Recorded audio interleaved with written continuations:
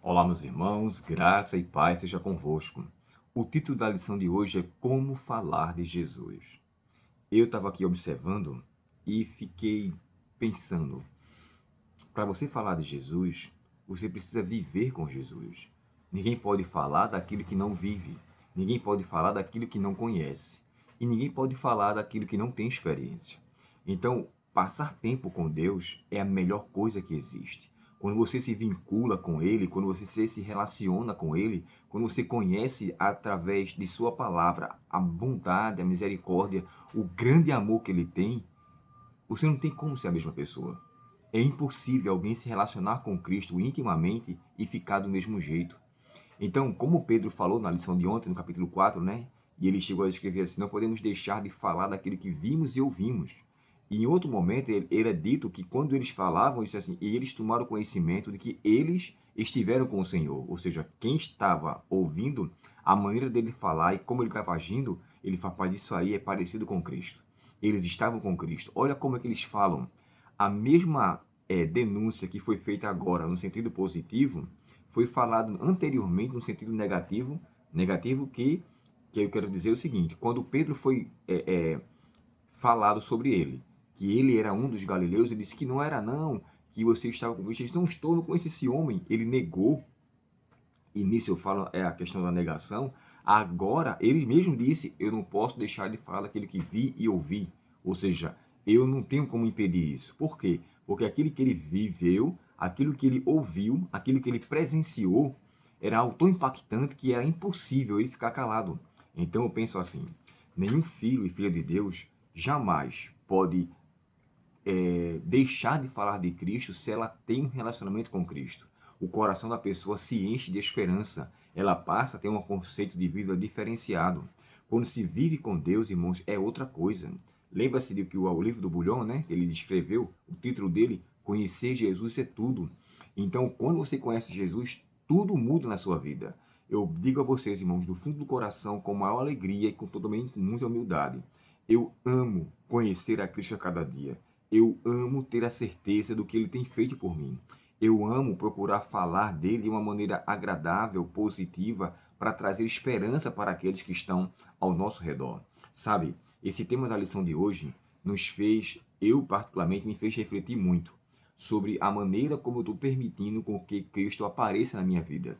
Eu tenho que falar sobre ele com o menino que trabalha comigo, o Pedro. Eu tenho que falar sobre Cristo aos meus clientes que eu entrego. Eu tenho que falar sobre Cristo na minha vizinhança. Eu tenho que falar sobre Cristo nas minhas irmãs, meu filho, a minha esposa. Sabe, se eu viver dessa maneira, irmãos, a minha vida será tão diferente. Cristo terá prazer em dizer: satisfeito estou com você. Como diz o hino, né? Satisfeito estou com Cristo. Aí vem a parte final. A pergunta então me vem ao pensar na cruz além. Tem Jesus em mim prazer também? Eu preciso ser uma pessoa que Cristo tenha prazer em se manifestar para mim. Dizer assim: este é meu filho amado, em quem me comprazo, assim como ele disse a Cristo. As palavras que ele disse a Cristo seja dito para você também. Que Cristo tenha prazer em estar conosco. Sabe, aqui a autora colocou um texto de Pedro, capítulo 3, e o verso 8 a 15. E aí ele pergunta assim: o que a palavra de Deus nos ensina nesses versículos? Primeiro, esse verso, Pedro está motivando a nós temos primeiro o pensamento igual ao de Cristo, todos o mesmo modo de pensar. E me chama a atenção porque se eu puder me relacionar com Cristo tão intimamente, a ponto de poder conhecê-lo e saber como ele tratava as pessoas, eu vou saber lidar com muitas situações adversas. Porque este livro aqui, como Jesus tratava as pessoas, ele é fantástico. Olha só, como Jesus tratou os cambistas do templo, como Jesus tratou os caídos, os tenebrosos, os temerosos, os rejeitados, os enlutados, os pecadores conscientes, os endemoniados, pobres, publicanos, gentios, mulheres, os seus discípulos, seus vizinhos, seus líderes, enfim, é uma imensidão. E olha que o livro é fininho, viu? Mas tem um conteúdo fantástico, brilhante.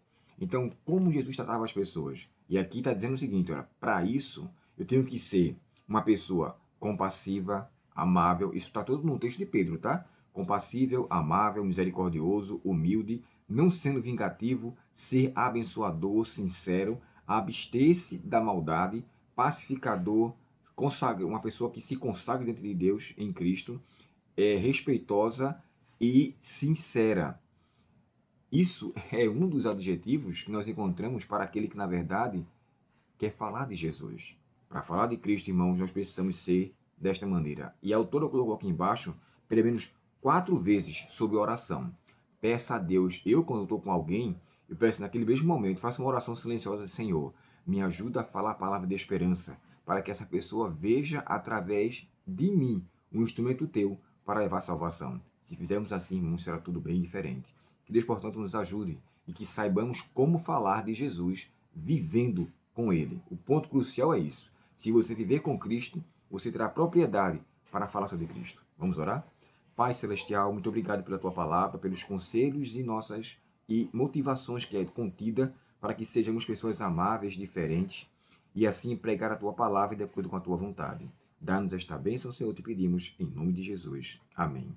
Antes de falar sobre o que vou publicar daqui a pouco, peço a vocês que curtam esse vídeo. Você assistir, dê uma curtida, não tem problema nenhum para você, mas vai fazer uma diferença para mim, tá bom? Curta esse vídeo, se você achar interessante o conteúdo, compartilhe com outros irmãos da igreja, no grupo da lição de escola sabatina da igreja, e enfim, juntos possamos crescer e propagar o Evangelho de Deus. Vou gravar um vídeo agora sobre a imagem da lição e o que é que o Caleb tinha em mente quando ele colocou aqui esse megafone, né? Eita, passei aqui na folha. Deixa eu pegar aqui para mostrar para vocês. O megafone.